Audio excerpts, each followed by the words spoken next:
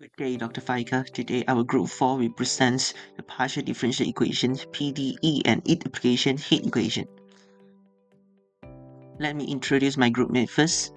I, Chan Kai Tong, Christina, Yue, Dania, Rauha, Shakira, and Hazira. First, we start with the introduction of PDE. This equation involves functions with multiple unknown variables and their partial derivative. Essentially, PDE relates a function containing several variables to its partial derivative. They play a fundamental role in various scientific fields, including physics, engineering, and mathematics. For examples, heat equation, wave equation, Laplace equations, and also Poisson equation. So PDE have two key terms which are linear versus non-linear and homogeneous versus non-homogeneous. So for the linear PDE can define if LU equals to F where L is a linear differential operator. For example, AX du over dx plus BX du over dy equal to CX. So for the non-linear PDE can define if it involves nonlinear terms of the function or its derivative. For example, du over dt plus u du over dx equal to 0. So for the homogeneous PDE can define if f equal to 0. For example, d squared u over dx squared plus d squared u over dy squared equal to 0. So for the non-homogeneous PDE can define if f not equal to 0. For example, d squared u over dx squared plus d squared u over dy squared equal to gxy. So, Assalamualaikum warahmatullahi wabarakatuh. My name is Nurul Dania Syafiqah binti Saiful and I'll be presenting about the classification of partial differential equation. So, partial differential equation has three types. The first one is parabolic, the second one is elliptic, and the third one is hyperbolic. So, we have to use the discriminant formula to determine the type of fruits. So, for the parabolic, the type of fruits is one root because the discriminant is equals to 0. And the next one is elliptic. The discriminant has less than 0, so it is no real roots. And lastly, for hyperbolic, the discriminant is more than 0, so the type of root is two real roots. So to classify the type of PDE, there are three steps. The first one is identify the coefficient using the general form. And the second one, calculate the discriminant using b squared minus 4ac.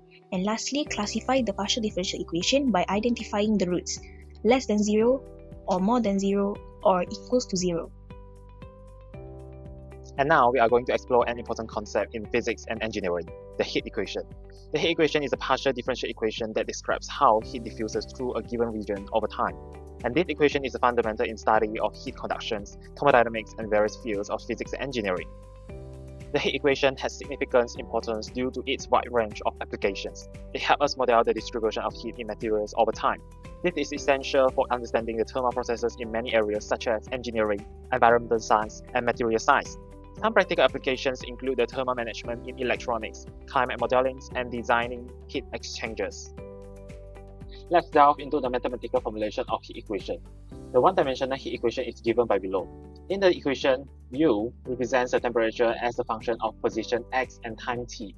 The parameter alpha is the thermal diffusivity of the material, and the derivation of the equation involves a fundamental principle such as the conservation of energy and the Fourier's law of heat conduction. And now I will quickly explain the derivation of the heat equation. Imagine a thin rod with a focus on a small segment between the position x and x plus change of x. According to a Fourier's law, the heat flux Q is proportional to a negative temperature gradient. The net heat flow into the segment is Qx minus Qx plus change of x. Then we will get first and second equation. Then we have to substitute the first equation into a second equation. Then we will get the third equation. The rate of change of heat energy in the segment is related to the change in temperature, and we will get the fourth equation. Then we have to equating the third and fourth equation together to get a new equation for this. To simplify the new equation, we have to divide by change of x and taking the limit as change of x approaches 0. Then we will get the simplified equation. To get the final heat equation, we have to define the diffusivity alpha equal to K divided by capacity multiplied with rho and simplify to obtain the heat equation as below. Next, we're going to look into separation of variable, and this is a method for separation variable. And we have an example for heat equation. First, let uxt equal to xx and tp, where xx is a function for x only and pt is a function of p only. For the heat equation, we have du over dt equal to alpha, second derivative of du over dx. First, we let u equal to xt and we differentiate u in terms of x and we differentiate u in terms of t. Once we get this differentiation value, we're going to substitute this value into the heat equation, into the partial differential equation. By the end, we're going to get x t prime equal to alpha x double prime t. And we are going to separate this equation based on its own variables. So we have t prime over t equal to alpha x double prime over x. And next, we're going to let lambda equal to t prime over t, where it's a function for t only, and lambda equal to x double prime over x. It's a function for x only. And by the end of this, we are going to determine the value of lambda, where we have three cases here where lambda equal to 0, lambda equal less than 0, and lambda more than 0. And we are going to use the general equation using differential equation. Assalamualaikum warahmatullahi wabarakatuh. My name is Rauha. So today I will give an example about separation of variable. So from this question, we will get initial condition and also boundary condition. So from these two conditions, we will use Newman boundary condition. So step 1, we will assume heat equation. Step 2, we will substitute heat equation with Newman boundary condition. Step 3, we will divide both sides to get two separate equations. Step 4, we will use trigonometric function to get x equation and also value of lambda using x equal to 0 and x equal to 2. Step 5, we will solve from t that we get from step 3. We will get t and t, c and exponent negative n pi over 2 squared t. And then step 6, we will combine x equation and also t equation. We will get the sum product, and from the sum product, we will compared to the initial condition given above, and the final solution for this equation is uxt equals to 100 cos pi x squared exponent negative squared t over 4. Example of heat equations, which is in heat condition in the road. Consider a thin insulated rod of length L with its end keep 0 temperature. Initially, the temperature distribution along the road is given by U in bracket x0 equal to Fx. So we need to find the temperature distribution U in bracket xt for 0 less than x, x less than L, and t bigger than 0. First, we need to formulate the problem, which is du over dt equal to alpha du squared u over dx squared. So boundary conditions are shown on the slide, and the initial also been shown on the slide. So second, we need to do a separation of variable methods. We need to assume u bracket xt equal to xx and tt. We need to substitute in the heat equation, which is x in bracket x dt with the bigger t over dt equal to alpha t d squared x over dx squared. So with the finalized equation, we will get d squared x over dx squared plus lambda x equal to 0. Next, we need to solve for xx. So we got d squared x over dx squared plus lambda x equal to 0.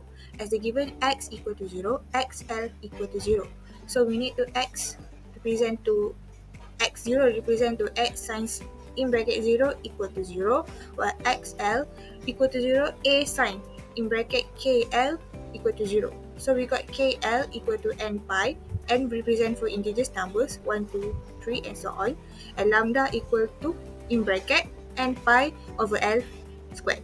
So we need to solve for t, dt over dt plus alpha in bracket n pi over l squared times t equal to 0.